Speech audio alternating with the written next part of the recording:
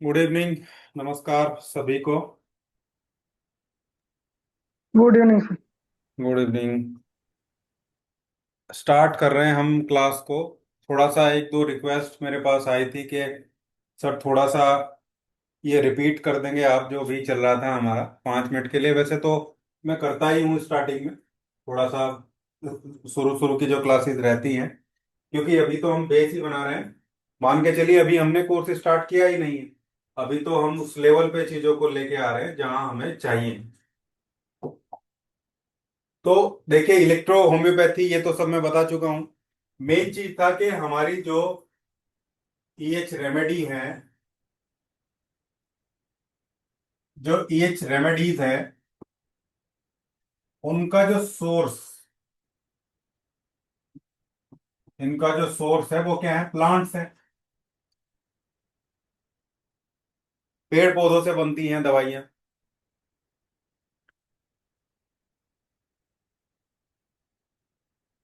Plant source है remedy का। और एक स्पेसिफिक प्रोसेस के थ्रू उस प्लांट से चीजों को एक्सट्रैक्ट किया जाता है, घोल में जो है वो निकाला जाता है। मतलब हमारा जो प्लांट होता है, कोई भी प्लांट हुआ, प्लांट को एक स्पेसिफिक प्रोसेस के थ्रू उससे स्पैजरिक जो है वो निकाला जाता है। स्पैजरिक जो है वो प्लांट का जो इसेंस है, स्पैजरिक इसेंस बोल सकते हैं आप इसको। जैसे जैसे काढ़ा होता है, हालांकि काढ़ा नहीं होता ये। काढ़ा तो बहुत सिंपल तरीके से बनता है, डिकॉक्शन बहुत आसान होता है। लेकिन ये स्पेसिफिक प्रोसेस से निकलता है, प्रोसेस भी समझाएंगे। तो ये जो स्पैजरिक इसेंस निकलता है, जो जो जो प्लांट से हम निकाल रहे हैं, अब इसमें इसमें कितने सारे जो केमिकल्स हैं, ये जो प्लांट के केमिकल्स हैं, इनको हम फाइटोकेमिकल्स बोलते हैं या केमिकल कॉन्स्टिट्यूएंट्स बोलते हैं, जो एक्सट्रैक्ट होते हैं इसेंस में। एक्चुअली मैटी जी ने भी यही बताया था कि प्लांट्स की जो एनर्जी है, बायो एनर्जी है, वही हमने एक्सट्रैक्ट की है अपने स्पैजरिक इसेंस में। और वो जो प्लांट की एनर्जी है, जो बायो एनर्जी है, वो प्लांट के कंपोनेंट के रूप में सेव रहती है। कंपोनेंट में क्या बताया था मैंने? एंजाइम्स होते हैं, प्राइमरी मेटाबोलाइट्स होते हैं, primary metabolites, primary metabolites. Metabolism मैंने बताया था, जो जो जो प्रोसेस होता है पेड़ पौधे के अंदर, हमारे शरीर के अंदर भी जो कुछ हम खाते हैं वो ब्रेक डाउन होता है, प्रोसेस होता है। और जो चीजें उससे निकलनी होती है वो निकलती हैं। उस पूरे प्रोसेस को ही हम मेटाबॉलिज्म बोलते हैं। सिंपली आप इसको ऐसे समझ सकते हैं। फिर आता है secondary metabolites. Secondary metabolites. Enzymes मैंने बताया था, एंजाइम्स एक तरीके के कैटलिस्ट के तरीके से काम करते हैं। यानी कि दे कैटलाइज द मेटाबॉलिक प्रोसेस या रिएक्शन। मेटाबॉलिक प्रोसेस या मेटाबॉलिक रिएक्शन जो हम जो जो प्लांट्स में होती है, उसको ये कैटलाइज करते हैं, यानी कि उत्प्रेरित करते हैं, उसको बढ़ाते हैं। और ये मेटाबॉलिक प्रोसेस होते ही फिर यहां से प्राइमरी मेटाबोलाइट्स जो हैं वो बनते हैं। जो भी पेड़ पौधे खाते हैं, कंज्यूम करते हैं, जो हम उनको देते हैं, जो प्रकृति उनको देती है, उनसे उसमें कार्बोहाइड्रेट्स बनते हैं, यानी कि कार्ब्स बनते हैं, प्रोटीन्स, अमाइनो एसिड, क्योंकि अमाइनो एसिड पहले अमाइनो एसिड से ही प्रोटीन बनती है, number of minerals, vitamins and so on. इस टाइप से ये बहुत सारे प्राइमरी मेटाबोलाइट्स बनते हैं, जो इस पौधे की, इस प्लांट की इंटीग्रिटी, इसके जीवन काल को मेंटेन रखते हैं, जो इसको चाहिए बढ़ने के लिए, इसकी चीजों को आगे जो है वो सस्टेन करने के लिए। अब आप समझिए कि प्राइमरी मेटाबोलाइट्स की हेल्प से ही, क्योंकि प्राइमरी मेटाबोलाइट्स होंगे तभी सेकेंडरी मेटाबोलाइट्स बनेंगे, प्राइमरी मेटाबोलाइट्स की हेल्प से ही प्लांट में जो है वो सेकेंडरी मेटाबोलाइट्स बनते हैं या इनका सिंथेसिस होता है। अब ये तो प्लांट के शरीर को बनाने के लिए है, और ये प्लांट का डिफेंस मैकेनिज्म है। जो सेकेंडरी मेटाबोलाइट्स हैं ये क्या है, ये इसका डिफेंस सिस्टम है।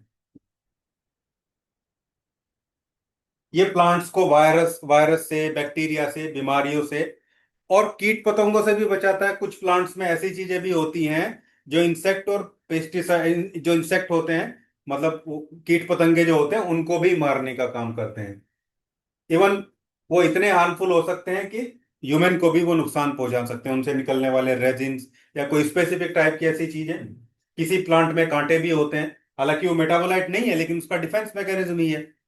अब ये सेकेंडरी मेटाबोलाइट्स में जो केमिकल होंगे, इनको हम डिस्कस कर रहे थे, क्योंकि हमारी जो मेडिसिन है उसमें मेनली एंजाइम्स हैं, कुछ हद तक प्राइमरी मेटाबोलाइट्स भी हैं। क्योंकि प्राइमरी मेटाबोलाइट्स तो स्पेसिफिक एसेंस में होंगे जो सीधा निकलेगा, लेकिन जब हम अपनी मेडिसिन पेशेंट को देते हैं डाइल्यूट करके, मोस्टली D3 से स्टार्ट करते हैं, तो उसमें प्राइमरी मेटाबोलाइट्स उतने नहीं होते, होते तो हैं, सपोर्ट तो जरूर मिलती है D4 से, लेकिन उतने नहीं होते। पर मैं मान के चलता हूं एंजाइम भी होते हैं, प्राइमरी मेटाबोलाइट्स भी थोड़ी मात्रा में होते हैं, और सेकेंडरी मेटाबोलाइट्स जो मेनली इलेक्ट्रोहोम्योपैथी की रेमेडी में की कंपोनेंट होते हैं। इनमें मैंने आपको बताया था एल्केलॉइड्स, फ्लैवनोइड्स,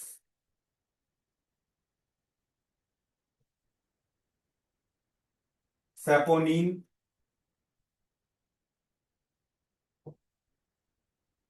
ग्लाइकोसाइड्स,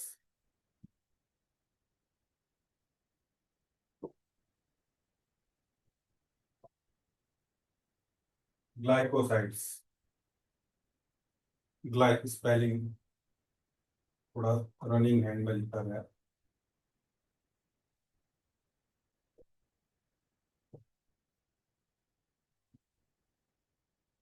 ग्लाइकोसाइड्स। अब जो है इसके अलावा फिनोलिक कंपाउंड भी होते हैं, फिनोलिक, और भी बहुत सारे होते हैं, लेकिन मेनली मान के चलिए, ये आप समझिए कि ये पूरा का पूरा कैटेगराइज मैंने कर दिया। एक प्लांट से निकली हुई हमारी मेडिसिन में क्या क्या चीजें होती हैं, उसमें जो कुछ भी मिलने वाले एंजाइम है, लाइपेज, प्रोटीएज, वो सारे एंजाइम उसमें रहेंगे। प्लांट्स से निकलने वाले प्राइमरी मेटाबोलाइट्स में जो बहुत इजीली डिजोल्व हो जाते हैं, वो आराम से इसमें आपके जो जो जो स्पेजरिक होगा उसमें आ जाएंगे। कितनी क्वांटिटी में होगा वो अलग मैटर है। और सेकेंडरी मेटाबोलाइट्स जो इजीली डिजोल्व नहीं होते हैं, इसी के लिए स्पेसिफिक प्रोसेस किया जाता है, जो एल्केमी का प्रोसेस है या कोहोबेसन का प्रोसेस है। उसके बाद ये हमारे जो मेडिसिन है उसमें आ जाते हैं।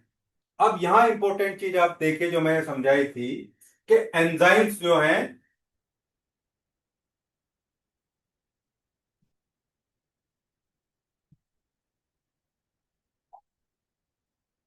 एंजाइम्स जो हैं वो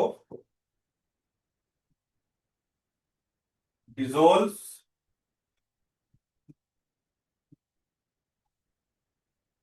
इन वाटर, डिस्टिल वाटर या किसी भी पानी में ये इजिली डिजोल्व होते हैं। रेक्टिफाइड स्प्रिट या आरएस में उतने इजिली ये डिजोल्व नहीं होते हैं। और आरएस, क्योंकि ये प्रोटीनियस लेयर की इनकी जो लेयर होती है, इनकी जो सेल मेम्ब्रेन होती है वो डिसरप्ट हो जाती है। रेक्टिफाइड स्प्रिट या अल्कोहल की बात करेंगे, अल्कोहल से, अल्कोहल जो है, ज्यादा अल्कोहल, ज्यादा मात्रा में अल्कोहल इसको डिजोल्व नहीं होने देते, हो जाते हैं, लेकिन वो डिसरप्ट हो जाते हैं, खराब हो जाते हैं। उनकी जो जो एक्शन है वो बिल्कुल भी नहीं रहता है। तो ये मैक्सिमम मैक्सिमम 30 to 40% आरएस की वैल्यू में कुछ हद तक एंजाइम देखने को मिल सकते हैं, अगर मेडिसिन बनी है, मेडिसिन बनाते हुए, स्पेसिफिक एसेंस बनाते हुए 40% से ऊपर, 30% से, इवन 40 पे भी बहुत कम हो जाएंगे, 30% से ऊपर आरएस का यूज कर लिया गया तो एंजाइम आपको आपकी मेडिसिन में नहीं मिलने वाले। प्राइमरी मेटाबोलाइट्स ये तो इजीली हो जाते हैं, इजीली डिजोल्व, ये तो आपको मिलेंगे, आरएस में भी मिलेंगे, पानी में भी मिलेंगे। जो पानी में घुलनशील है वो तो बहुत इजीली हो जाएंगे, और आरएस में भी कुछ ना कुछ वहां पे निकल जाएगा। और सेकेंडरी मेटाबोलाइट्स, सेकेंडरी मेटाबोलाइट्स ये बहुत इंपॉर्टेंट है। सेकेंडरी मेटाबोलाइट्स easily dissolves इन आरएस। आरएस मतलब अल्कोहल, बहुत इजीली ये अल्कोहल में डिसोल्व हो जाते हैं, बहुत इजीली। ठीक है। एंड वेरी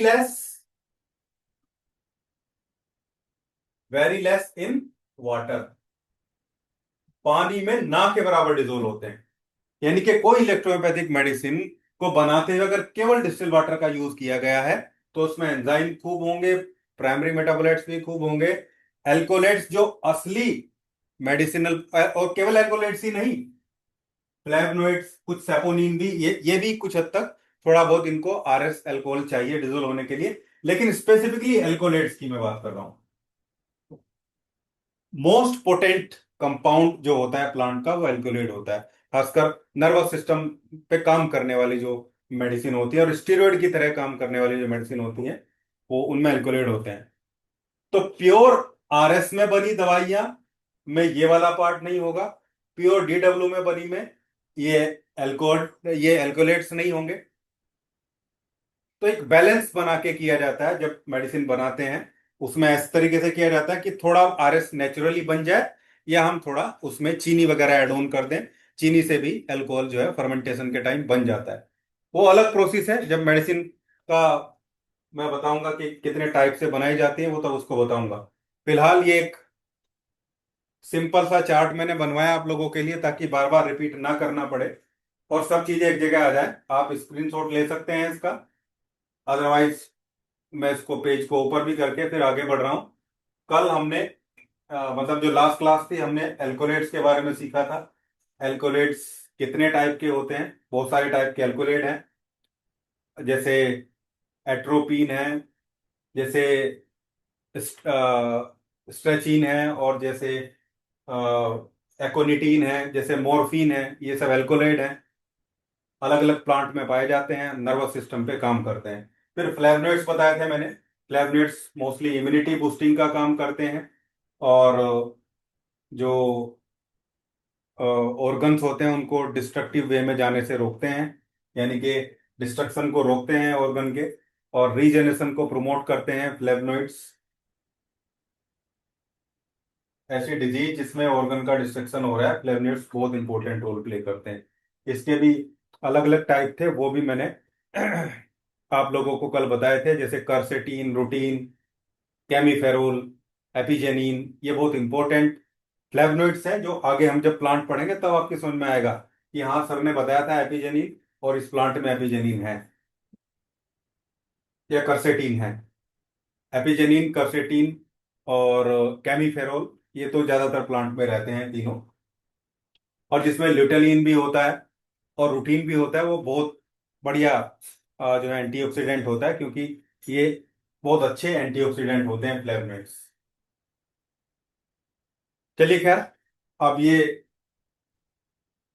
रिपीट भी हो गया और एक नए सिरे से चीजें भी हमारी बन गई हैं। अब हम थोड़ा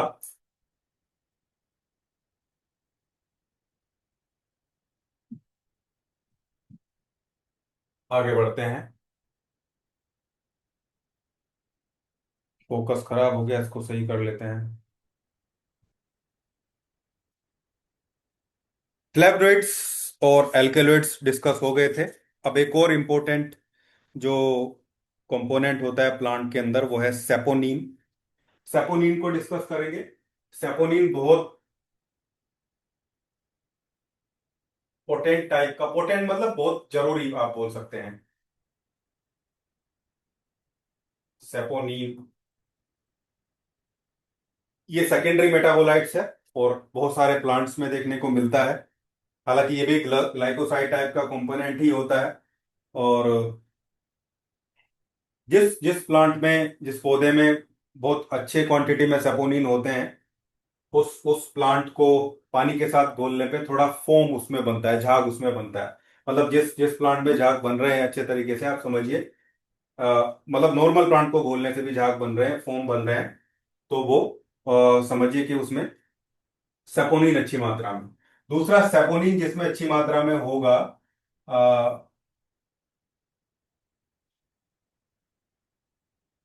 कोलेस्टेरोल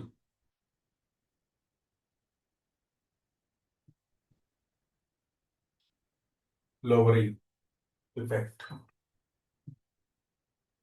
कोलेस्ट्रॉल को कम करने में सेपोनिन इंपॉर्टेंट रोल प्ले करता है। जिस प्लांट में सेपोनिन अच्छे हैं, यानी कि वो प्लांट कोलेस्ट्रॉल को एफिशिएंटली रिड्यूस करेगा।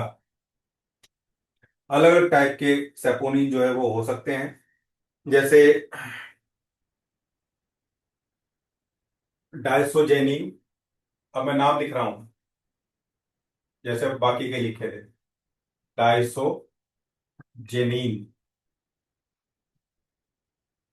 ये नंबर ऑफ प्लांट में देखने को मिलता है हमें। और हल्दी में भी होता है थोड़ी मात्रा में, जो घर में हम यूज करते हैं, फेनुग्रीक, मेथी दाना, उसमें भी होता है। और स्टेरॉयडल टाइप की एक्टिविटी ये परफॉर्म करता है, हार्मोन सिंथेसिस में इंपॉर्टेंट रोल प्ले करता है। और कुछ कुछ और प्लांट में भी हो सकता है, जैसे हेलियम सेपा में होता है थोड़ी मात्रा में, हेलियम सटाइवम में भी होता है। मतलब लहसुन में और प्याज में थोड़ी मात्रा में ये देखने को मिलता है। इसके बाद कुछ ही बताऊंगा, सब बताने की जरूरत नहीं है, मेनली आप समझ जाएंगे कि सेपोनिन क्या होते हैं।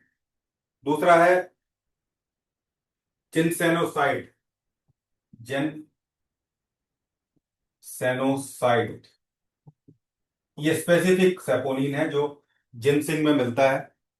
अल्फा अल्फा में भी होता है थोड़ा, और अवेना सेटाई में भी थोड़ी मात्रा में। इसके जैसा कंपाउंड होता है, ये नहीं होता, इसके जैसा होता है, जो इसके जैसी एक्टिविटी परफॉर्म करता है, लेकिन ये बहुत स्पेसिफिकली जिनसिंग में होता है। और एंटी फटीग है। दूसरा, एटीपी सिंथेसिस में हेल्प करता है, यानी कि एनर्जी को बढ़ाने में काम करता है। सेंट्रल नर्वस सिस्टम मॉड्यूलेटर है, और इम्यूनिटी को बूस्ट करता है, और मूड को रेगुलेट करने का काम करता है। इसके अलावा सब अलग अलग तरीके के जो कंपाउंड है, उसमें अलग अलग तरीके के सेपोनिन देखने को मिलते हैं। प्लांट में भी, जैसे सोयाबीन में सोया सेपोनिन होता है, ये बहुत खास है, एंटी कैंसर है, और एस्ट्रोजन रिसेप्टर को बाइंड करता है, फीमेल के लिए अच्छा रहता है। इसके अलावा ग्लाइसरीजिन होता है, जो मुलेठी जैसे प्लांट में होता है, एंटी अल्सर है, एंटी वायरल है, और ब्रोंकोडायलेटर भी होता है। तो इस तरीके से नंबर ऑफ टाइप के सेपोनिन होते हैं, लेकिन सबसे इंपॉर्टेंट चीज रहती है कि सभी टाइप के सेपोनिन में कोलेस्ट्रॉल को रिड्यूस करने की जो कैपेबिलिटी है, जो फीचर आप बोल सकते हैं, वो सब में देखने को मिलता है। ये हमारा थर्ड कंपोनेंट था जो प्लांट में होता है। सेपोनिन को एक बार रिपीट करूं तो इम्यून सिस्टम को मॉड्यूलेट करते हैं, सेल मेम्ब्रेन की परमेबिलिटी को जो है वो बढ़ाते हैं, जिससे सेल के अंदर और बाहर जो कंपाउंड का एक्सचेंज है वो इजीली हो पाता है। एटीपी का सिंथेसिस अच्छे से होता है, और कोर्टिसोल लेवल को मैनेज करके ये स्ट्रेस, तनाव, चिंता को कम करने का काम करते हैं। और हार्मोनल प्रिकर्सर के रूप में भी काम करते हैं कई बार, यानी कि हार्मोन को सिंथेसिस करने में इनका रोल रहता है। दूसरा, फोर्थ कंपोनेंट है हमारा टर्पेनोइड्स। ये सेपोनिन हो गया नंबर 3 पे। नंबर 4 पे है टर्पेनोइड्स।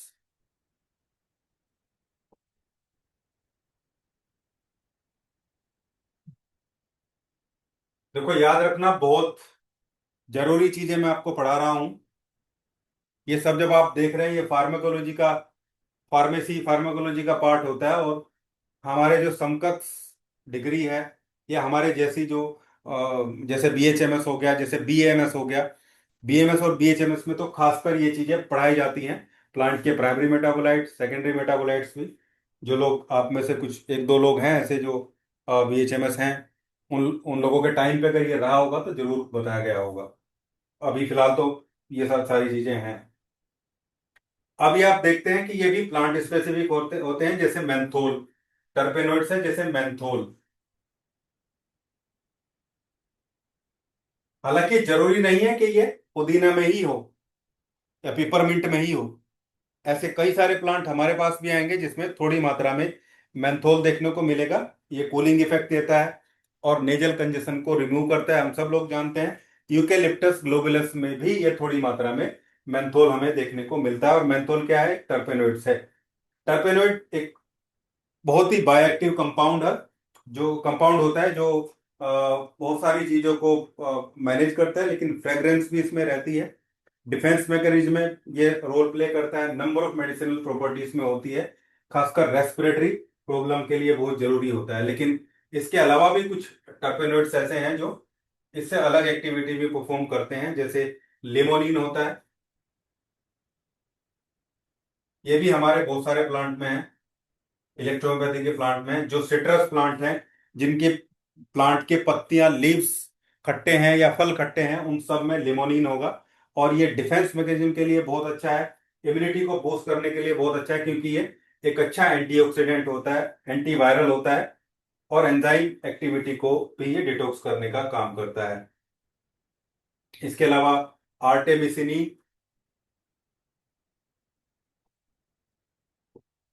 आर्टेमी, SININ, आर्टेमिसिनिन, ये भी कुछ प्लांट में होता है। आर्टेमिशिया एब्रोटेनम में भी हमारे पास एक प्लांट है, उसमें थोड़ी मात्रा में रहता है। और जो जिन जिन प्लांट में कुनीन होता है उसमें भी ये थोड़ी मात्रा में देखने को मिलता है। और एक्सक्रोफ्लोसोटेन में दो प्लांट हैं हमारे पास ऐसे, जिसमें ये रहेगा।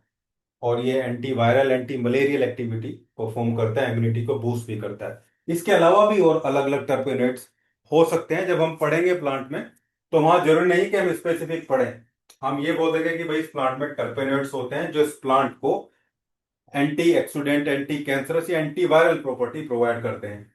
या इस प्लांट में सेपोनिन है, और सेपोनिन इसको बहुत अच्छा कोलेस्ट्रॉल लोअरिंग लोअरिंग प्लांट बनाते हैं। और सेपोनिन इसको एक अच्छा एंटीऑक्सीडेंट प्लांट भी जो है वो बनाते हैं। टर्पेनोइड्स के बाद अगला नंबर है एसेंशियल ऑयल्स का। ये भी बहुत खास चीजें हैं, यहीं पे लिख देता हूं।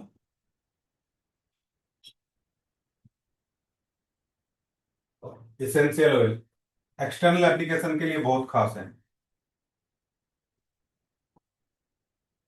Essential oils external application, internally consume करने से भी, लेकिन एक्सटर्नल में तो बहुत जरूरी चीजें आती हैं। यूजेनोल प्रॉपर्टी भी बताऊंगा, नाम लिख लूं एक बार में। यूजेनोल के बाद लीनेडोल, LINALOL। और सिनियोल, SINEOLE, CINE। स्पेलिंग के लिए मुझे पेपर रखना पड़ रहा है, नहीं तो गड़बड़ हो जाएगी। बोर्ड पे पढ़ा रहे हैं तो स्पेलिंग बहुत जरूरी है, सही होना। इसको यूकेलिप्टोल भी बोलते हैं, EU के लिप्टोल। यूकेलिप्टिस में तो बहुत खास है, यूकेलिप्टिस में तो रहेगा, लेकिन केवल यूकेलिप्टिस में नहीं, हमारी जो रेमेडी है उनके 3-4 प्लांट में यूकेलिप्टोल रहता है। रेस्पिरेटरी सिस्टम के लिए बहुत अच्छा है। जो खास है वही लिखूंगा, और सिट्रल, ये चार ही लिखता हूँ। वैसे तो और भी होते हैं, प्लांट स्पेसिफिक भी हैं, जैसे लौंग में होता है क्लोवेलोल या ऐसा कुछ करके होता है, उसका एसेंशियल ऑयल है लौंग का, ठीक है ना, क्लोव का। तो और भी स्पेसिफिक जो प्लांट है उसमें देखने को मिलते हैं, लेकिन यहाँ हम देखेंगे यूजेनोल जो है। और हाँ, यूजेनोल ये तो क्लोव में ही है, ये क्लोव में है। लौंग जो हमारे खाने में भी होती है, बहुत अच्छा एनाल्जेसिक है, मतलब पेन किलर है। लोकल एनिस्थेटिक एक्टिविटी ये परफॉर्म करता है, जहां पे लगाएंगे वहां पे पेन के सेंसेशन को कम कर देता है। एंटीसेप्टिक है, सोडियम चैनल को ब्लॉक करके ये ऐसा करता है और नर्व की सेंसिटिविटी को रिड्यूस करता है। लिनेलोल है जो जैसे लवेंडर में भी होता है ये, और सिडेटिव है, माइल्डली सिडेटिव है। माइग्रेन में, नींद ना आने में, इसमें अच्छी, जिसमें भी ये होगा वो, लिनेलोल जरूरी नहीं लेवेंडर में ही, और में भी हो सकता है। ये तो मैं एक एग्जांपल दे रहा हूँ बस। सीनियोल या यूकेलिप्टोल, यूकेलिप्टस में रहता है, जो यूकेलिप्टस का पेड़ होता है उसके एसेंशियल ऑयल में। नीलगिरी बोलते हैं जिसको। अच्छा एक्सपेक्टोरेंट है, रेस्पिरेटरी सिस्टम के लिए बढ़िया, ब्रोंकोडायलेटर है, एंटीबैक्टीरियल एंटीवायरल प्रॉपर्टी ये प्रोवाइड करता है। और इसके अलावा कार्वेक रोल भी होता है, ये भी अलग अलग प्लांट में है। और एंटीवायरल एंटीबैक्टीरियल प्रॉपर्टी जो है वो प्रोवाइड करता है। अलग अलग प्लांट के थ्रू ये चीजें हमें मिलती हैं। जैसे मैंने लिखा कि लिनेडोल है, ये सिट्रस फूड में होता है, जो भी खट्टे होंगे उसमें मिलेगा ही। या सीनियोल है, मैंने लिख दिया। यूकेलिप्टोल, ये केवल यूकेलिप्टिस में नहीं होगा, इसके अलावा भी ये दो तीन प्लांट में, हम भी पढ़ेंगे इसको दो तीन प्लांट में। और ये ब्रोंकोडायलेटर है, खासकर आप एस ग्रुप में हम पढ़ेंगे, वर्मीफिगो ग्रुप में एक दो प्लांट आएगा, और पेट्रोल ग्रुप में एक दो प्लांट आएगा, जिसमें ये कंपोनेंट हमें हमारे प्लांट में रहता है और वो स्पेसिफिक एक्टिविटी वहाँ प्रोवाइड करता है। तो ये हो गया हमारा 5 नंबर।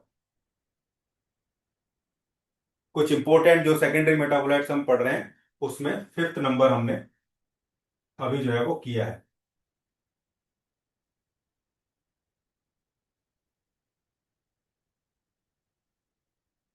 हाँ जी, अब आगे बढ़ते हैं हम। फिनोलिक्स।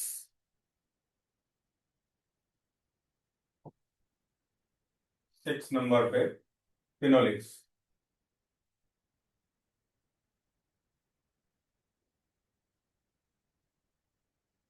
फिनोलिक्स भी लगभग सभी हमारे जो मेडिसिनल प्लांट है उसमें देखने को मिलते हैं, फिनोलिक कंपाउंड। और वैसे तो जो फ्लेवनोइड्स हैं वो भी फिनोलिक कंपाउंड, फेनोलिक कंपाउंड ही होते हैं, लेकिन ये उनसे अलग है। यानी कि फ्लेवनोइड से अलग जो फिनोलिक कंपाउंड होते हैं, जो जिनमें थोड़ा एरोमेटिक भी होता है। और फ्लेवनोइड्स, या मैं बोलता हूँ कि फ्लेवनोइड्स इनके ही सब ग्रुप हैं, क्योंकि वो भी फिनोलिक कंपाउंड ही हैं। इसमें जैसे कर्क्यूमिन हो गया, जैसे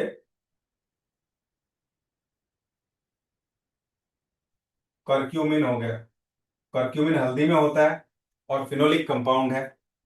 एंटी कैंसरस है, एंटी वायरल है, एंटी बैक्टीरियल है। हम सब जानते हैं एंटी इंफ्लामेटरी प्रॉपर्टी है। निक्रोटिक फैक्टर्स के पाथवे को ब्लॉक करके इन्फ्लामेशन को कम करता है। इसके अलावा कैफिक एसिड है,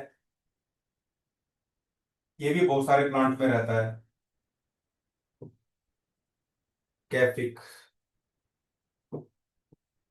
कैफिक एसिड, नाम लिख लेता हूं पहले जो इंपॉर्टेंट है। क्लोरोजेनिक एसिड है,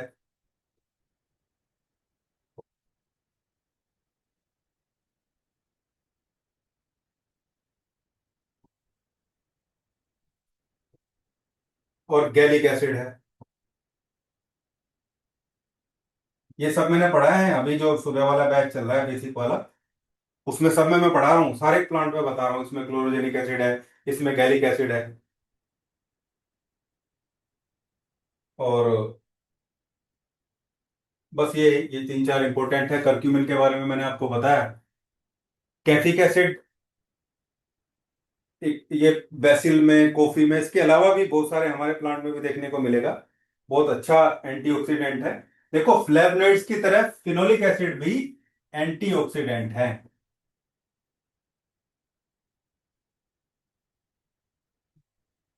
एंटीऑक्सीडेंट, एंटी इंफ्लामेटरी,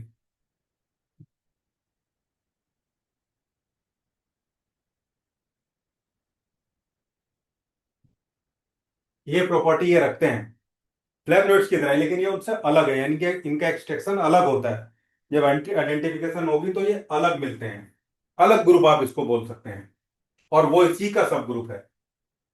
तो कैफिक एसिड होगा, ये एंटीऑक्सीडेंट है बहुत अच्छा, और फ्री रेडिकल्स को रिमूव करता है बॉडी से। जो ऑक्सीडेटिव स्ट्रेस होता है उसको कम करते हैं ये। क्लोरोजेनिक एसिड, ये भी जितनी भी चीजों की जो है डिकॉक्शन, या काढ़ा या चाय बना के ली जा सकती है। जितने भी जो नॉन टॉक्सिक प्लांट है उन सब में ये देखने को मिलता है। और एंटी डायबिटिक इफेक्ट भी इसके हैं। ग्लूकोज एब्जॉर्प्शन को ये मॉड्यूलेट करता है, और जो जो इंसुलिन होता है उसके अपटेक को बढ़ाता है, क्योंकि इंसुलिन सेल में जाएगा तो तभी वो चीज़ें वहाँ पे उसको एब्जॉर्ब कर पाती है। पूरा पाथवे होता है डायबिटिक का। मतलब जो पैनकियाज होती है, पैनकियाज से जो है इंसुलिन निकलता है, ब्लड वेसल में जाता है। और यहाँ भी फिर बहुत सारी चीजें हैं, फिर ऑर्गन है, कोई भी ऑर्गन ले सकते हैं। किसी भी किसी भी ऑर्गन की आप इसमें एग्जांपल ले सकते हैं। जैसे मान लो लीवर ही हो गया।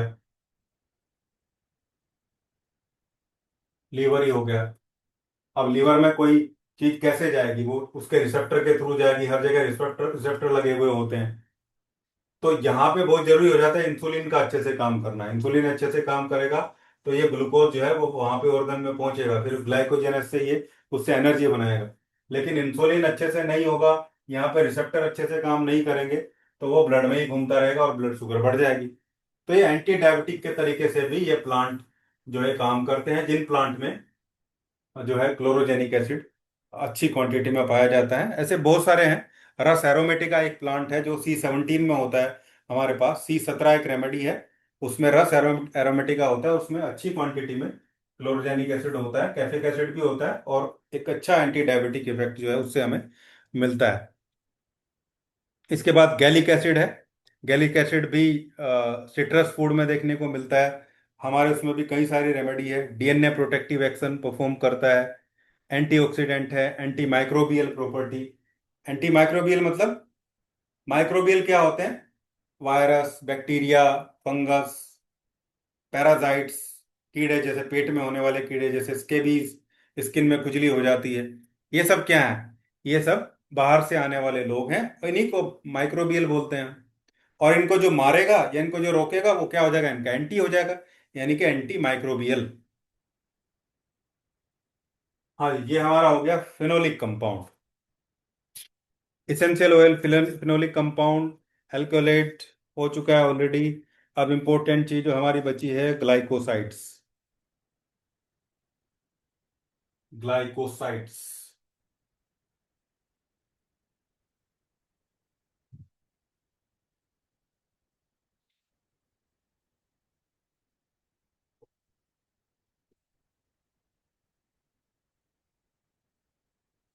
ग्लाइकोसाइड्स।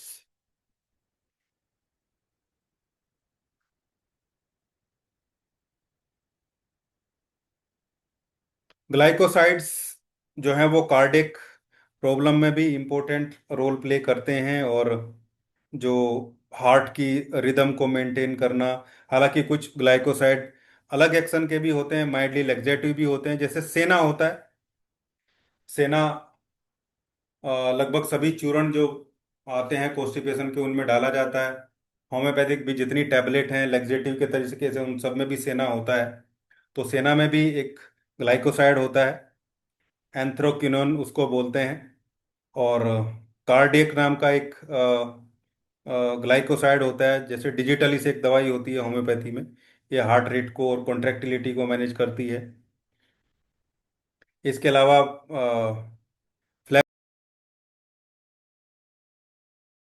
हाँ जी। देखिए, अब आज ये सारी चीजें हम कर रहे हैं, और मैं चाहूंगा कि बस अब हम इनको खत्म कर दें आज। सारे कंपोनेंट को पढ़ लें, समझ लें, ताकि फिर हम नेक्स्ट टॉपिक की तरफ बढ़ें। और बहुत क्लियरली मैं इसको समझाते जा रहा हूँ, बहुत साफ तरीके से एक एक चीज आपको समझा भी रहा हूँ। मेडिसिनल टर्मिनोलॉजी भी जो मुश्किल है उसको भी मैं क्लियर आउट करने की कोशिश जो है वो आपके साथ लगातार कर रहा हूँ। तो ग्लाइकोसाइड्स, अलग अलग तरीके के ग्लाइकोसाइड्स जो है वो हो सकते हैं। एक दो जो मैंने अभी आपको बताए हैं, जैसे एंथ्राक्विनोन।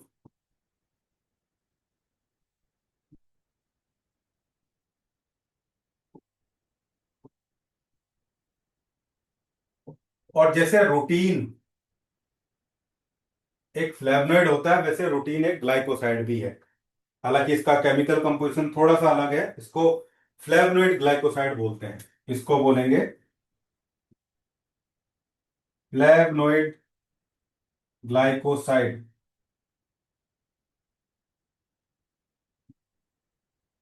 क्योंकि वही नाम वहां पे है, वही नाम यहाँ पे भी है। कुछ प्लांट में रहता है ये भी। और काइनोजेनिक,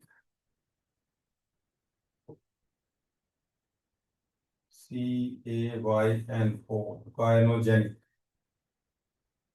ये भी कुछ प्लांट में होता है काइनोजेनिक। और एपोप्टोसिस के प्रोसेस को इंड्यूस करता है, टॉक्सिन को बाहर निकालने का काम करता है। ऐसे ही एंथ्राक्नोन मैंने आपको बताया, ये लैक्सेटिव होता है, अच्छा लैक्सेटिव होता है।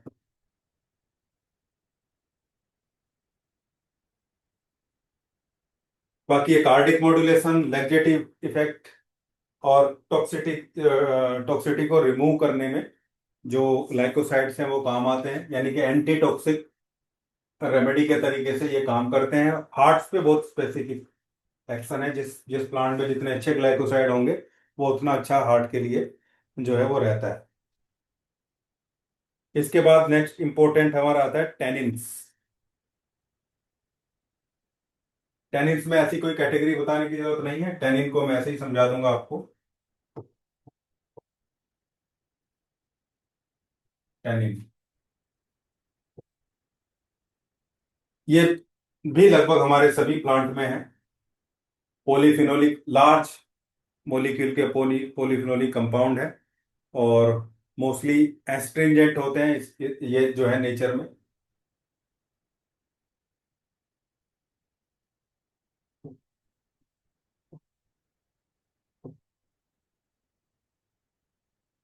और जो म्यूकस मेम्ब्रेन होती है, यानी कि जो हमारा ऑर्गन होते हैं, मान लो ब्लड वेसल ही है, तो ब्लड वेसल की जो अंदर की लेयर है एंडोथेलियल लेयर जिसको हम बोलते हैं, ऐसे ही जैसे हमारा फूड पाइप हो गया उसके अंदर भी एक लेयर होती है यहाँ।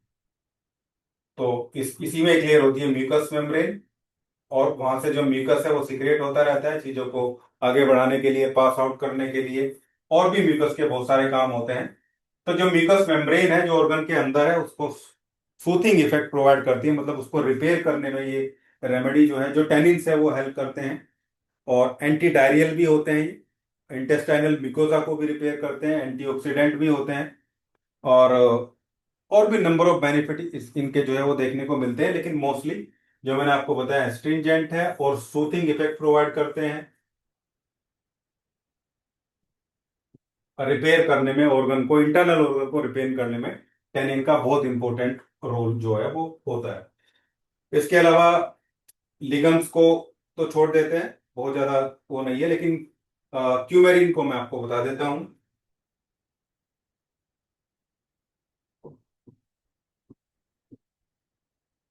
CUMARI, क्यूमेरिन्स या क्यूमेरिन, ये भी बहुत सारे प्लांट्स में रहते हैं, हमारे इलेक्ट्रोपैथी के प्लांट्स में भी हैं। और एस्कुलेटिन है जैसे, एस्कुलेटिन तो बहुत खास है। टाइप में मैं लिखूंगा एस्कुलेटिन। एस्कुलस हिपोकैस्टिनम एक प्लांट है हमारे उसमें, जो एस्कुलस हिपोकैस्टिनम होता है A2 में और बी में। जी में भी होता है ये मुझे पता नहीं, लेकिन इन दो में तो ये होता ही है। और ये अच्छा पेन किलर है। और एनस और रेक्टम के लिए जो कंजेशन हो जाता है, वीनस कंजेशन जो हो जाता है, वेरिकोज वेइन, पाइल्स, हेमोरॉइड्स, उन सब में बहुत बढ़िया काम करती है और ब्लीडिंग टेंडेंसी को कम करती है रेमेडी। तो ये एंटी ब्लीडिंग में एस्कुलेटिन जो है वो कंजेशन को भी रिमूव करता है, और जो है एंटी ब्लीडिंग के तरीके से भी ये रेमेडी काम करती है। इसलिए इसको वेनोटोनिक बोलते हैं, मतलब वेन्स में जो काम करता है, वेन्स के लिए इसको वेनोटोनिक भी कहते हैं। मैंने आपको बताया था जो ब्लड वेसल, जो नसें खून को लेके आती हैं ऑर्गन तक, हार्ट से लेके, उनको आर्टरीज बोलते हैं।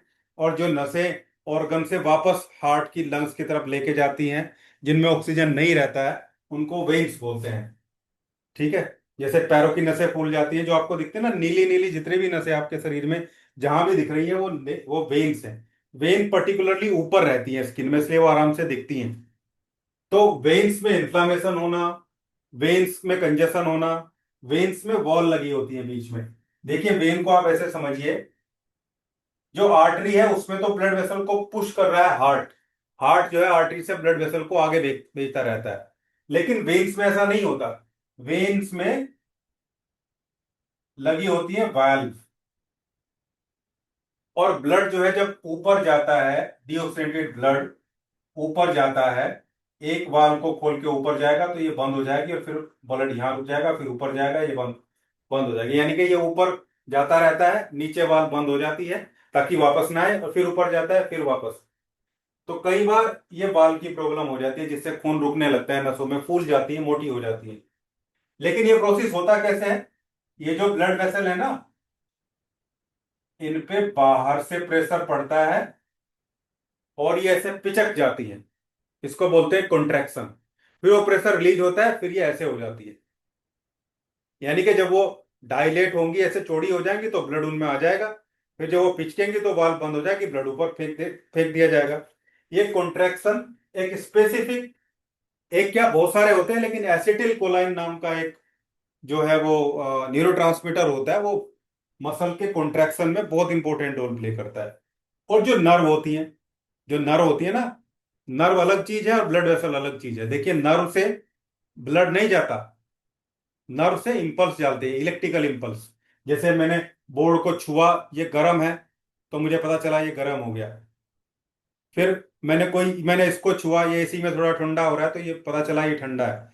ये एहसास कौन करा रहा है? नर्व करा रही है।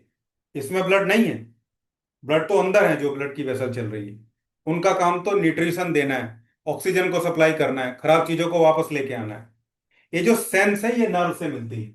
तो नर्व भी होती है यहाँ, ब्लड वेसल, नर्व और मसल, ये सब मिलके, सॉरी, नर्व और मसल ये मिलके ब्लड वेसल को कॉन्ट्रैक्ट और डायलेट करती हैं, जिससे ब्लड ऊपर नीचे इसमें जो है जाता है। ऊपर ही जाता है, नीचे तो तभी आएगा जब प्रॉब्लम होगी। बाकी जो ये है, ये कौन सा स्ट्रक्चर है? वेन्स का। और आर्टरीज में तो ब्लड हार्ट ही फेंकता है। हार्ट तो पंप है ना, वो तो फेंक ही रहा है, वो तो जा ही रहा है सब। तो क्यूमेरिन्स में ये इंपॉर्टेंट है। दूसरा, और भी बहुत सारे होते हैं, और फिजियोलॉजिकल इंपैक्ट क्यूमेरिन का बहुत खास है। देखिए ये तो है ही, वेनोटोनिक तो है ही ये। इसके अलावा ये ब्लड थिनिंग, ब्लड को गाढ़ा होने से रोकते हैं।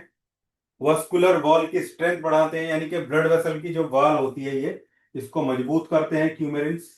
जिस मेडिसिन में भी होंगे वो मजबूत करेंगे। और एंटी इंफ्लामेटरी एक्शन भी होता है, यानी कि इन्फ्लामेशन को ये कम भी करते हैं। ठीक है, ये हमारे सब मोस्ट इंपॉर्टेंट कंपोनेंट थे जो मैंने आपको बताए हैं इलेक्ट्रोहोम्योपैथी के प्लांट्स में, जो मोस्ट इंपॉर्टेंट।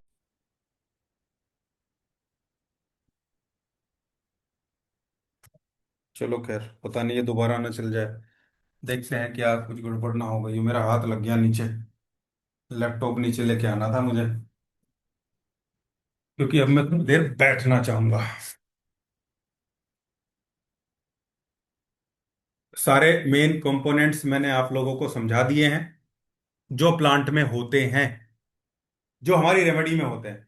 अब आप ये समझिए कि हम तो आज सब पढ़ी पढ़ाई चीजें पढ़ रहे हैं, जो बुक्स में है, जो रिसर्च पेपर में है।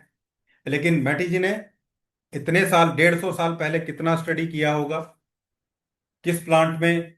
अब आप देखिए, छोटी सी चीज आप समझिए, एक ही प्लांट में, एक ही प्लांट में 9 रेमेडी ऐड कर दी मैटी जी ने। S1 में जो स्क्रोफलोसो 1 है, एक रेमेडी है हमारे पास, S1, इसमें 9 प्लांट्स हैं, सब अलग अलग प्लांट हैं। तो क्यों 9 प्लांट ऐड किए गए? यानी कि जो उन्होंने प्लांट सबसे पहले सेलेक्ट किया होगा, वो उस रेमेडी का मेन प्लांट होगा। और S1 का मेन प्लांट जो है वो नक्स वोमिका है। कुछ लोग कोक्लेरिया ऑफिसियलिस को बोलते हैं, लेकिन एक्चुअल में नक्स वोमिका ही मेन प्लांट है। अब नक्स वोमिका में जितने कंपोनेंट है, नक्स वोमिका में बहुत प्रोमिनेंट एल्केलॉइड होता है स्ट्रेचिनिन, जो न्यूरोटॉक्सिक होता है। कुचला जिसे बोलते हैं ना, कुचला तो ये हमारे देश का ही पेड़ है, नक्स वोमिका। हमारे देश, मतलब हमारे देश में कोस्टल रीजन में बहुत होता है, पहाड़ में भी होता है। और देशों में भी होता है। तो नक्स ओमिका को यानी कि कुचला को लिया। अब उसके केमिकल कॉन्स्टिट्यूएंट उन्होंने देखे, और उसके एक्सट्रैक्ट को भी एनालाइज किया होगा कि इसमें कितने फ्लेवोनोइड्स हैं, कितनी मात्रा में क्या है। फिर उन्होंने देखा कि इसमें एल्कलॉइड्स तो बहुत हैं, लेकिन दूसरे कंपोनेंट कम पड़ रहे हैं जिस तरीके की रेमेडी उन्हें बनानी थी। शुरुआत में उन्होंने S1 को बड़े लेवल पे बना के सोचा कि ये सारी बीमारी इसी से ठीक हो जाए। फिर उसमें और प्लांट ऐड किए गए। किसी में फ्लेवोनोइड ज्यादा थे, किसी में क्यूमेरिन ज्यादा थे, किसी में सेपोनिन ज्यादा थे। तो S1 को वो जैसा बनाना चाहते थे उसको बनाने के लिए वो 9 प्लांट उन्होंने खोजे और उनको आपस में मिलाया, उनके एक्सट्रैक्ट को। हो सकता है उन्होंने केमिकली एनालाइज भी किया होगा, लेकिन वो किसी के सामने आया नहीं। उसमें कितना क्या है और कितना क्या नहीं है वो सब छिपा के रखा गया। पहले मैटी जी ने छिपाया, फिर वो चले गए दुनिया से, और उनके बाद जिनको मिला उन लोगों ने छिपाया या उसको सही तरीके से पेश नहीं किया गया।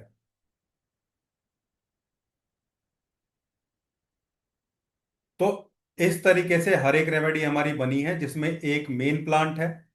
हर एक रेमेडी का एक स्पेसिमेन प्लांट है। स्पेसिमेन मतलब मेन प्लांट जो उसकी पूरी रेमेडी की मेन पिक्चर बनाता है। और बाकी हर एक रेमेडी में सपोर्टिंग प्लांट है जो उस मेन प्लांट को सपोर्ट करते हैं। होता क्या है, देखिए प्लांट में क्या है, प्लांट में यही तो है सारे।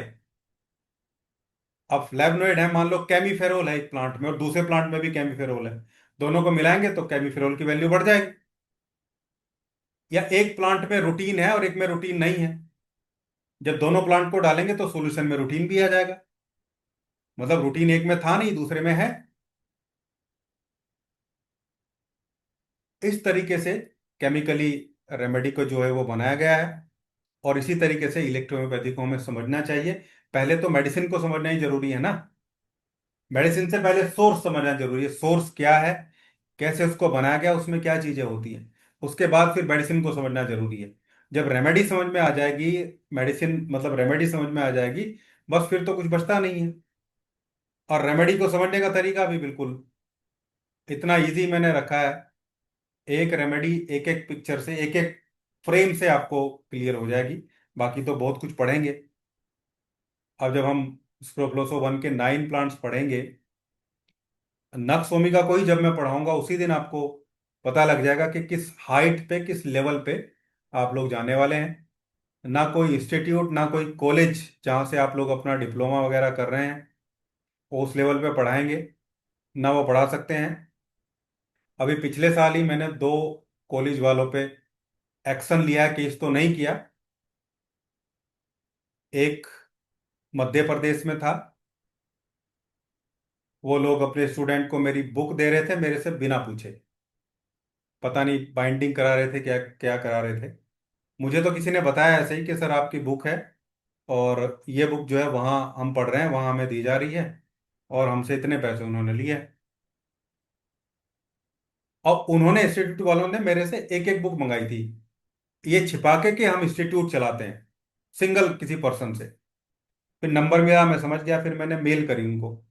उनकी वेबसाइट पे भी आ रही थी, मेरे पास स्क्रीनशॉट पड़ा है उसका, वेबसाइट का। खैर उन्होंने वो हटा ली। ऐसे ही एक और इंस्टीट्यूट का पता चला था मुझे, उसके साथ भी बात हुई मेरी, उन्होंने भी हटा लिया। तो मैं कहना ये चाह रहा हूँ कि हम लोग जो पढ़ेंगे वो बहुत लेवल का होगा। थोड़ा टाइम इनिशियली जरूर लगता है मेरी क्लासेस में। जब एक बार फ्लो बन जाता है तो फिर चीज़ें स्मूथली चलने लगती हैं, जल्दी जल्दी भी होने लगती हैं। लेकिन इनिशियली मैं बहुत धीमे धीमे पढ़ाता हूँ। धीमे का मतलब इतने सारे टॉपिक होते हैं, उनको सीक्वेंस में रखना जरूरी है। ऐसा नहीं कि आज नक्सोमिका पे कूद गए और आज ही लाइकोपोडियम पे कूद गए। भाई S1 तो हो जाए तभी तो लाइकोपोडियम समझेंगे। या आज आप पहले दिन ही पॉजिटिव निगेटिव पे आ गए। अब जिसने कभी पढ़ाई नहीं इलेक्ट्रोहोम्योपैथी, उसको आज मैं पॉजिटिव निगेटिव बताऊंगा तो उसके समझ में क्या आ जाएगा, नहीं आएगा। ये ABCD है जो आप कर रहे हैं।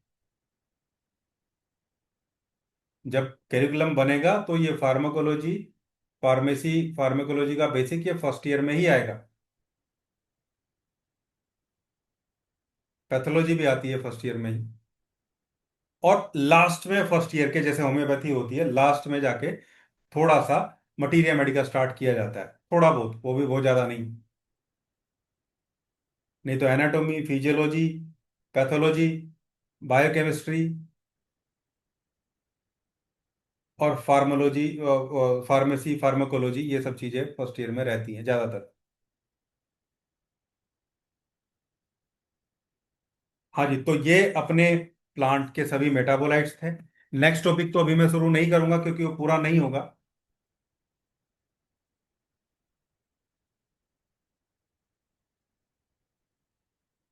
हाँ जी, नेक्स्ट टॉपिक मैं पूरा मतलब अभी चलाऊंगा तो पूरा नहीं हो पाएगा वो। तो टॉपिक वाइज तो हम यहीं तक रखेंगे। बाकी एक दो चीजें मैं आपको बताऊं। इलेक्ट्रोपैथिक रेमेडी को आप समझिए, जो सिद्धांत या प्रिंसिपल के वे में आप समझेंगे तो ये वाइटल फोर्स को इंक्रीज करती हैं। सिंपली आप समझें कि ये ब्लड और लिम्फ को प्योरीफाई करती हैं और उनकी क्वालिटी और क्वांटिटी दोनों को मेंटेन करती हैं। और ब्लड और लिम्फ दो ऐसे वाइटल फ्लूइड हैं जो सब कुछ बॉडी में लेके जाते हैं, लेके आते हैं, बाहर निकालने का काम करते हैं, स्टोर करने का काम भी करते हैं कुछ चीजों को। और जहां जिसको पहुंचाना है वो इंपॉर्टेंट रोल भी यही करते हैं। भाई जैसे मान लो कोई चीजें लीवर में जानी है तो कैसे जाएंगी? कोई टनल तो बनी नहीं है, ना सुरंग बनी है कि यहां से फेंक दिया और वहां पहुंच गया। ब्लड में से ही जाएंगी। ये दोनों चीजें जब प्योरीफाई हो जाएं, एफिशिएंटली काम करने लगे, तो डिजीज अपने आप ठीक होने लगती है। वाइटल फोर्स को मेंटेन रखती है, हीलिंग को प्रमोट करती है, प्लांट की जो एनर्जी है। और टारगेट ऑर्गन बेस्ड रेमेडी हमारे पास हैं जिनका कोई साइड इफेक्ट नहीं है। कॉम्प्लेक्स रेमेडी जरूर है, देखिए इलेक्ट्रोपैथिक रेमेडी कॉम्प्लेक्स है, मतलब बहुत सारी मेडिसिन मिला रखी है हमने। और ये कॉम्प्लेक्स प्रोसेस को होम्योपैथी में यूज किया जा रहा है। बड़ी बड़ी कंपनियां के पेटेंट बन रहे हैं, वो होम्योपैथिक प्रिंसिपल पे बिल्कुल नहीं है, वो बिल्कुल अलग हैं। और वो रियल में कॉम्प्लेक्स प्रोसेस है जो इलेक्ट्रोहोम्योपैथी का जो जो काउंट मेटी ने दिया था। काउंट मेटी के बाद जो है थ्यूडर क्रॉस ने वो सीखा। और थ्यूडर क्रॉस ऐसे आदमी थे जो ब्रिज की तरह कह सकते हैं, उन्होंने होम्योपैथी में भी काम किया, इलेक्ट्रोहोम्योपैथी में भी काम किया। इलेक्ट्रो कॉम्प्लेक्स होम्योपैथी उन्होंने उसको बताया, जो बाद में भारत में चली। फिर एनएल सिन्हा जी ने बहुत काम किया। एनएल सिन्हा जी ने तो होम्योपैथी के लिए भी बहुत काम किया, होम्योपैथी के लिए आंदोलन किए, सत्याग्रह किए। जब उसको मान्यता नहीं थी, जिस स्थिति में आज इलेक्ट्रो होम्योपैथी है, उसी स्थिति में कुछ साल पहले एटीज में, सेवनटीज एटीज के टाइम पे, या शायद उससे भी पहले, नहीं उसी टाइम लगभग, ये भी अनरिकॉग्नाइज थी।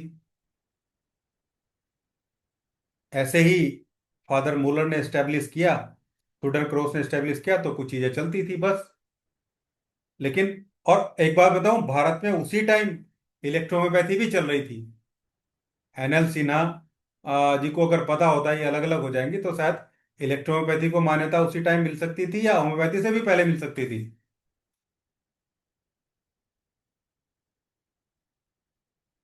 होम्योपैथी वाले भी 50% लोग एलोपैथी में प्रैक्टिस करते हैं। आयुर्वेद वाले तो 90% करते हैं एलोपैथी में ही। इलेक्ट्रो होम्योपैथी वाले भी मोर देन 60-70% आज की डेट में एलोपैथी ही यूज करते हैं, जो बहुत गलत है। जरूरत ही नहीं है, ये सिस्टम इसलिए बना है, क्रॉसपैथी के लिए नहीं बना।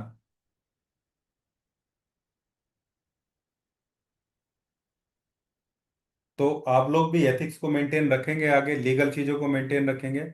लीगल चीजें बहुत सारी हैं, लेकिन छोटी सी चीज मैं आपको बताऊं, बाकी लीगल का अलग से भी रखूंगा। देखिए सुप्रीम कोर्ट ने कई जजमेंट दिए हैं, कई सारे स्टेट के हाई कोर्ट ने भी अपने जजमेंट दिए हैं सुप्रीम कोर्ट के जजमेंट के बेस पे। सुप्रीम कोर्ट ने ये कहा था, हालांकि ये बहुत पहले 1992 में भी हुआ, फिर 98 में भी कुछ हुआ, 2001 में भी हुआ, 2011 में भी कुछ हुआ। हर बार सुप्रीम कोर्ट ने ये कहा कि इलेक्ट्रो होम्योपैथी रिकॉग्नाइज सिस्टम नहीं है, लेकिन इसके एजुकेशन इम्पार्ट करने पे और इसकी प्रैक्टिस करने पे कोई बैन नहीं है। मेडिसिनल प्रैक्टिस करने पे जो उसकी मेडिसिन हैं। कई बार कुछ स्टेट में बैन किया गया, लेकिन फिर धीरे धीरे वो सब बैन हट गया। पूरे इंडिया में कहीं बैन नहीं ना हो सकता है अगर लीगली काम करते हैं तो। एक बात, हालांकि जो जो हेल्थ है वो स्टेट का इशू है, हर स्टेट का इशू है, सेंट्रल गवर्नमेंट बहुत इंटरफेयर नहीं कर सकती है। लेकिन सुप्रीम कोर्ट अलग चीज होती है, उसकी बात सबको माननी पड़ती है।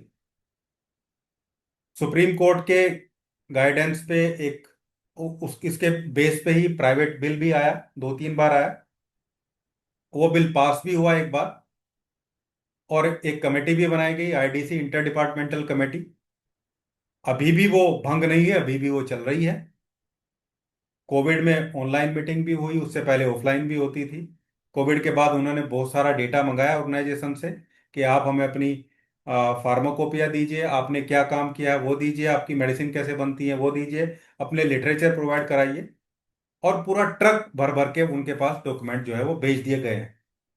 क्लिनिकल डेटा भी भेजा गया है पेशेंट का, बिफोर आफ्टर, और जितने भी एविडेंस बेस्ड चीजें हैं वो भी भेजी गई हैं। मतलब अपना काम कर दिया गया है। अब इस पर डिसीजन क्या होगा, कब होगा, वो पेंडिंग है। मीटिंग हुए काफी दिन हो चुके हैं, और 20-21 ऑर्गेनाइजेशन है लगभग, या उससे भी ज्यादा, जो इंटर डिपार्टमेंटल कमेटी में इलेक्ट्रोहोम्योपैथी की तरफ से हैं। उसमें कॉलेज चलाने वाले या इंस्टीट्यूट चलाने वाले लोग हैं, कॉलेज तो नहीं बोलेंगे, इंस्टीट्यूट चलाने वाले लोग हैं, पुराने जो लोग चला रहे हैं, बहुत सारे बोर्ड जो बने हुए हैं इलेक्ट्रोहोम्योपैथी के।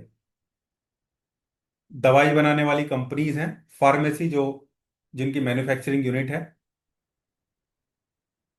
इसके अलावा भी कोई चाहे तो वो भेज सकता है, प्राइवेट चीजें भी वो चाहे तो पार्टिसिपेट कर सकता है।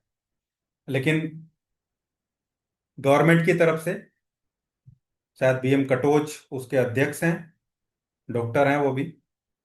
और उसमें एक होम्योपैथी का रिप्रेजेंटेटिव है, आयुर्वेद का रिप्रेजेंटेटिव है, और एक एलोपैथी का रिप्रेजेंटेटिव भी है कमेटी में, सरकार की तरफ से, जिनको हमारे लोगों ने कई बार मीटिंग में समझाई है, अपनी चीजें बताई हैं। अब उसका क्या रिजल्ट निकलता है वो देखना है। फिलहाल प्रैक्टिस के लिए सब लीगल है, केवल इलेक्ट्रोहोम्योपैथी के लिए इंजेक्शन लीगल नहीं है। कुछ लोग इलेक्ट्रोपैथी के इंजेक्शन बना रहे हैं, कैप्सूल बना रहे हैं, टैबलेट बना रहे हैं, ये टैबलेट भी लीगल नहीं है, ध्यान रखना। फेसबुक पे मैं देख रहा हूँ बिल्कुल एलोपैथी जैसी टैबलेट बना दी लोगों ने। अरे भाई, कोई आएगा तो पकड़ लेगा किसी दिन। एक तो आप वहां ऊपर प्रपोजल दे रहे हैं कि हम हमारी मेडिसिन को हम ऐसे देते हैं, डाइल्यूशन में देते हैं, लिक्विड में देते हैं, कभी कभी गोली में दे देते हैं, बस। वहां आप टैबलेट, कैप्सूल्स, इंजेक्शन बना रहे हैं। ये कॉन्ट्राडिक्शन है बहुत बड़ा। मतलब आप एक कंडीशनली रिकॉग्नाइज पैथी पे फुली मैन्युफैक्चरिंग कैसे कर सकते हैं? नहीं कर सकते। कोई मैन्युफैक्चरिंग का लाइसेंस ही अवेलेबल नहीं है अभी। केवल फूड कैटेगरी में कुछ चीजें बनाई जा सकती हैं, वो भी एक्सट्रैक्ट, यानी कि लिक्विड बना के। ये सब पता ही नहीं है लोगों को, करे जा रहे हैं बस, इससे ये नहीं पता। दूसरा फेसबुक पे डालते हैं बैचलर इलेक्ट्रोहोम्योपैथी, बिना 10वीं करे, बिना 12वीं करे डॉक्टर बनिए, बिना नीट दिए डॉक्टर बनिए। ये सब इलेक्ट्रोहोम्योपैथी को बर्बाद कर रहे हैं, और इनसे बहुत नुकसान हो सकता है। ऐसे लोगों के पेज जब भी आप देखें, उनकी रिपोर्ट करिए। रिपोर्ट में लिखिए ये मिसलीडिंग इंफॉर्मेशन दे रहे हैं, ताकि वो पेज बंद हो जाए, सरकार के सामने ना जाए। क्योंकि सुप्रीम कोर्ट के ऑर्डर में साफ साफ लिखा है। मैंने आरटीआई लगाई थी, आप लोगों को भेजूंगा मैं बाद में। आरटीआई में साफ साफ लिखा है, आप प्रैक्टिस कर सकते हैं, लेकिन डॉक्टर वर्ड का यूज आप नहीं करेंगे। और सीधा सीधा उसका उल्लंघन है, साफ साफ लिख रहे हैं बिना नीट दिए डॉक्टर बनिए। सरकार तो कह रही है कि बिना नीट के डॉक्टर नहीं बन सकते हैं, अब तो वेटनरी डॉक्टर के लिए भी नीट चाहिए। बीएनवाईएस को भी लेके आने वाले हैं, बीपीटी को भी लेके आने वाले हैं। और ये कह रहे हैं, ये मतलब सीधा सीधा सरकार के मुंह पे तमाचा मार रहे हैं। और ऊपर से उसमें लिख रहे हैं एमडी, बीईएमएस, बैचलर, और सर्जरी भी लिख रहे हैं कुछ लोग तो। ऐसे लोगों को जब भी आप दिखे, चाहे आप व्हाट्सएप ग्रुप में भी हैं या कहीं भी हैं, उन सब लोगों को आगाह करिए कि ये सारी चीजें मत डालिए आप, जहां भी आपको दिखते हैं लीगली। प्रोस्पेक्ट में काम करिए, वो सब बहुत बढ़िया है। बहुत इफेक्टिव पैथी है, बहुत रिजल्ट ओरिएंटेड पैथी है। जब आप स्टार्ट करेंगे मेरे फॉर्मुलेशन से, गोल्डन फॉर्मुलेशन से जो मैं बताऊंगा आपको, तो आपको 80-90% तक रिजल्ट शुरू में ही मिलने वाले, स्टार्टिंग में मिलने वाले हैं। कितने लोग हैं, बहुत लोग गिनवा सकता हूं मैं, जो बिल्कुल जीरो से स्टार्ट किया, पहली बार ही सीखा, और बहुत अच्छी प्रैक्टिस कर रहे हैं। लेकिन with in boundary, with in limit. Clinic पे कोई होम्योपैथिक मेडिसिन नहीं मिलनी चाहिए, कोई एलोपैथिक मेडिसिन नहीं मिलनी चाहिए, इंजेक्शन, सलाइन, ये सब चीजें नहीं होनी चाहिए। होंगी तो गड़बड़ है। नहीं तो आपको किसी से कोई दिक्कत नहीं होगी। आपने बोर्ड पे लिखा अपनी पैथी का नाम, अपना नाम, अपना डिप्लोमा या सर्टिफिकेट। आप बोर्ड पे ये भी लिखा सकते हैं कि यहाँ केवल इलेक्ट्रोहोम्योपैथी से ट्रीटमेंट होता है। ये बहुत बढ़िया रहेगा, ये वर्ड बहुत बढ़िया है। नोट करके लिखवा दे, यहाँ केवल इलेक्ट्रोहोम्योपैथी मेडिसिन से ट्रीटमेंट होता है या रेमेडी से ट्रीटमेंट होता है। केवल एक अंदर लिखवा दो, एक बाहर लिखवा दीजिए बस। और आपके पास अपनी मेडिसिन है। कितनी किट चाहिए हमें? D3 से लगा के और सारे डायल्यूशन तक 4-5 किटें बस। एक अपना कोई पेटेंट वगैरह कुछ बने वो किट होगी। इतना सा एक अच्छी सी रैक बना के उसमें रखिए बस। इतना ही चाहिए। कुछ चीजें ग्लोबिल में बनानी है, वो थोड़ी बहुत RS में बनी हो, अगर आप देना चाह रहे हैं। नहीं ग्लोबिल में देना चाह रहे हैं, आपके यहाँ RS नहीं मिलता, जैसे बिहार गुजरात में RS वगैरह नहीं मिलता, तो वहां छोड़ दीजिए, सीधा पानी में दीजिए।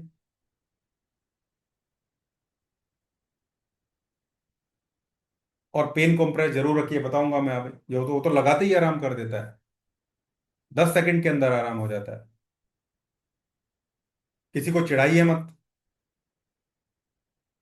किसी डॉक्टर से कंपटीशन मत करिए। होम्योपैथी वाले के सामने बराबर में अगल बगल में मत खोलिए, वो चिढ़ जाएगा, क्योंकि अभी हम उस पोजीशन में नहीं है। किसी डॉक्टर के पेशेंट को ये मत बोलिए अरे वो तो बेकार है, कुछ नहीं है मेरे पास, हमारे पास ये चीजें पहुंच जाती है, इससे दिक्कत होती है। ऐसे बहुत सारे केस हुए हैं जिसमें जबरदस्ती की कंप्लेन करा दी गई किसी के द्वारा, किसी के थ्रू, चिढ़ने के बाद, इरिटेट होने के बाद। तो ये सब चीजें मत करिए। और फॉल्स कमिटमेंट, 100% इसको क्योर कर देंगे, मतलब बहुत ज्यादा क्योर करने वाले एडवर्टीजमेंट तो करिए ही मत। आप कैंप लगाइए, सबसे बढ़िया है साइलेंट एक्टिविटी। आप कैंप लगाइए, मंदिर में, मदरसों में, मस्जिद में, गुरुद्वारे में, प्राइमरी स्कूल में, सरपंच के, प्रधान के यहाँ, पार्षद के यहाँ, अपने एरिया में कैंप लगाइए। वहां लोगों को फिजिकली इकट्ठा करिए, माउथ पब्लिसिटी करिए, बस धीरे धीरे हो जाएगा। अब देखिए अनु मैडम है हमारे, 4-5 बैच उन्होंने अटेंड किए हैं। अब वो हर वीक में कैंप लगाती है, बहुत पेशेंट है उनके यहाँ। मतलब आप ये देखिए, फ्रेश स्टार्ट किया था बिल्कुल हमारे साथ उन्होंने, और अब उनके यहाँ हर महीने मेडिसिन जाती है मेरे यहाँ से।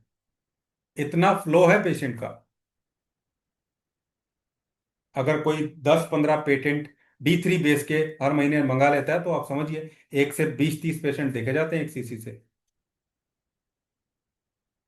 और कैंप अभी भी फेसबुक पे डाला, बहुत बढ़िया कैंप वो लगाती हैं। और बहुत बड़े लेवल पे चले गए, केवल इलेक्ट्रोहोम्योपैथी, 100% इलेक्ट्रोहोम्योपैथी। तो ये सब चीजें मेंटेन रखिए। बाकी इसका टॉपिक मैं बाद में भी बताऊंगा, जब क्लास पूरी होगी आपको समझाऊंगा, आप सब लोगों को। बहुत सारे लोग नए भी हैं, और बीच बीच में भी ये डोज मैं आप लोगों को देता रहूंगा। तो ये हमारा टॉपिक कंप्लीट हुआ।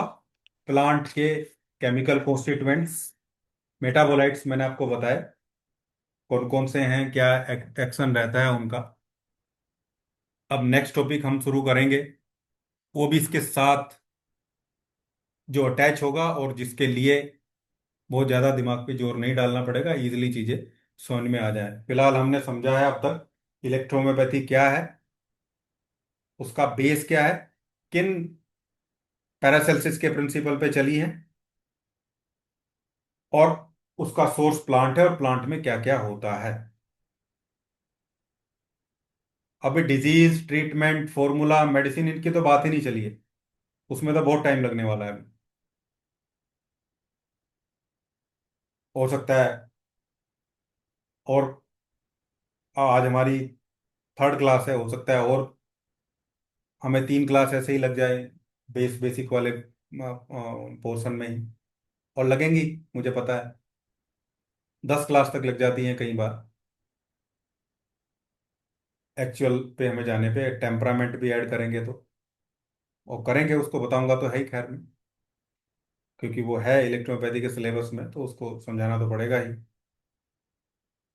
बीच में ब्लड और लिम्फ भी आएगा, क्योंकि ब्लड और लिम्फ का बहुत जिक्र होगा इसमें, तो वो समझना जरूरी है। बल्कि उसको मैं नेक्स्ट क्लास में ही रखता हूँ ब्लड और लिम्फ को, क्योंकि ये तो क्लियर हो ही गया कि ये ब्लड और लिम्फ की क्वालिटी और क्वांटिटी को मेंटेन करती है। अब हमें ये पता चल जाए अगली फिर लग क्लास गया में फोन देखने। कि भाई ब्लड और लिम्फ में क्या क्या होता है, तो बस हम समझ जाएंगे कि भाई मेडिसिन इस पे काम करती है। तो अगला टॉपिक होगा हमारा blood and lymph composition and function, जो हम करेंगे कल सैटरडे है। हालांकि सैटरडे में थोड़ा बिजी रहता हूँ, इधर उधर के काम मुझे लगे रहते हैं, लेकिन क्लास होगी तो मैं दिन में ही आपको बता दूंगा। बाकी नॉर्मल केस में हम सैटरडे ऑफ रखेंगे, और हमारी क्लास मंडे ट्यूसडे थर्सडे और फ्राइडे ऐसे होगी। कभी ऑफ हो जाएगी बीच में तो हम फिर उसको सैटरडे या किसी और दिन अरेंज कर सकते हैं। फिलहाल इस वीक में हमने 3 क्लास करी है, क्योंकि बहुत नए भी हैं, लोगों पे बर्डन बहुत ज़्यादा ना हो, क्योंकि कई सारे लोग बिल्कुल नए हैं जिनको कोई आइडिया नहीं है। वो धीरे से सीख ले तो हो सकता है कि वो हम शुरू में 3 क्लास ही करें एक आध वीक, ये इस वीक में, अगले वीक में तो 4 ही हो जाएंगे। तो कल का मैं बताऊंगा आपको। वैसे अभी तो यही है कि शायद मैं कराऊं क्लास, लेकिन किसी वजह से मैं वापस ना आ पाया, मुझे बाहर जाना है थोड़ा, तो फिर हम फिर मंडे अपनी क्लास करेंगे। बाकी जो भी आपकी क्वेरी रहेगी इन वाले टॉपिक में, वैसे तो होनी नहीं चाहिए, बहुत इलेबोरेट भी मैंने किया है। जो क्वेरी आपकी रहेंगी या जो भी क्वेश्चन आपके रहेंगे वो आप सीधा व्हाट्सएप ग्रुप में डाल सकते हैं। टेलीग्राम ग्रुप मैंने बना दिया है। जिन लोगों ने टेलीग्राम ग्रुप अब तक ज्वाइन नहीं किया वो प्लीज टेलीग्राम ग्रुप को ज्वाइन करें। जितने भी नोट्स आपको मिलेंगे, जैसे कल एक पीडीएफ मैंने भेजा था, वो तो अभी तो व्हाट्सएप में ही भेज दिया था। आगे से वो पीडीएफ वो सब आपको कहाँ मिलेंगे, सब टेलीग्राम पे ही मिलेंगे। ये जो कुछ मैंने आज पढ़ा है इसका भी पीडीएफ मैं आपको देने वाला हूँ अभी बना के। ये पीडीएफ भी मैं आपको टेलीग्राम पे ही भेजूंगा। ये तो बेसिक के पीडीएफ हैं। जब फंक्शनल पीडीएफ आने स्टार्ट होंगे मेडिसिन के बारे में और प्लांट के बारे में, वो भी सब आपको टेलीग्राम पे मिलेंगे, और रिकॉर्डिंग भी टेलीग्राम पे ही मिलेगी।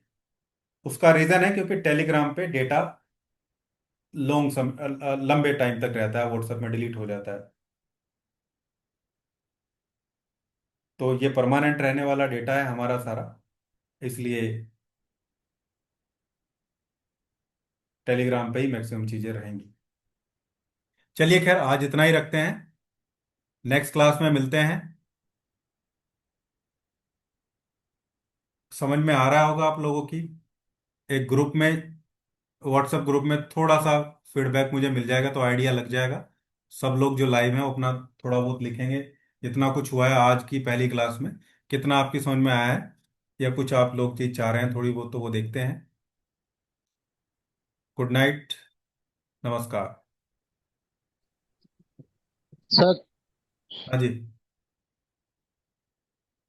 सर आप इंजेक्शन के बारे में जिक्र किया था, इसमें किताब है तो इंजेक्शन के बारे में भी लिखा है सर। कहाँ पे लिखा जाए सर, इंजेक्शन एलोपैथी का पार्ट है। आप समझते क्यों नहीं मेरी नहीं, बात। इसमें सही है। इलेक्ट्रोमेट्री जो मेरा किताब है अटल बिहारी इंटरनेशनल जो मेरे को दिया है, सर मेरी इसमें बात सुनिए, इंजेक्शन के कोई बारे में भी जिक्र है। मेरी बात सुनिए, कोई कुछ भी लिख दे उससे कोई फर्क नहीं पड़ता है। इंजेक्शन बना भी रखे हैं, वो चल भी रहे हैं, तो वो लिखे भी जाएंगे। लेकिन क्या सरकार ने परमिशन दे दी। आपको पता है इंजेक्शन कितना सोफिस्टिकेटेड चीज होता है। बीएएमएस वालों को इंट्रावेनस इंजेक्शन अलाउड नहीं है। आईएम में भी कुछ इंजेक्शन अलाउड हैं, वो भी कुछ स्टेट में। बाकी स्टेट में injection BAMS, bachelor of Ayurvedic medicine and surgery, जिसको सर्जरी भी पढ़ाई जाती है, सर्जरी करके भी दिखाई जाती है, उस स्टूडेंट को भी जिसने 5 साल पढ़ा है इंजेक्शन अलाउड नहीं है। और होम्योपैथी को तो बिल्कुल भी अलाउड नहीं है। सिखाया जाता है कैसे इंजेक्शन लगता है, लेकिन अलाउड नहीं है। ना उनके सिस्टम में इंजेक्शन है, ना वो बन सकते हैं, ना बना सकते हैं। ये साफ साफ लिखा हुआ है कि केवल एलोपैथी वाले लोग ही इंजेक्टेबल चीजें यूज कर सकते हैं। उसके अलावा और कोई पैथी नहीं कर सकती। ध्यान रखना इस चीज का। अगर कोई आ गया तो फंसेंगे, बहुत तगड़े फंसेंगे। और थैंक यू सर। आप समझिए, वेन्स, वेन्स का मतलब समझ रहे हैं कहाँ? पूरे शरीर में ट्रेवल करती हैं चीजें। थोड़ी भी टॉक्सिटी आ गई, थोड़ी भी कुछ प्रॉब्लम हो गई, तो लेने के देने पड़ जाते हैं। बाकी मैं किसी को कुछ नहीं कहने वाला, मैं तो भाई लीगल बता रहा हूँ। क्यों मैं कंपनी वालों को कहूँ और क्यों मैं आपको कहूँ? जो मुझे सही लगता है, लीगली सही लगता है, केवल उसी की मैं बात करूंगा। ना मैं इंजेक्शन पढ़ाता हूँ, ना मैं इंजेक्शन यूज करता हूँ। मेरे पास भी बहुत सारी बुक हैं, उनमें लिखे हैं। मैंने एक बार देखने के बाद मैंने एक बार देखने के बाद कभी भी उसको दोबारा पढ़ा नहीं है।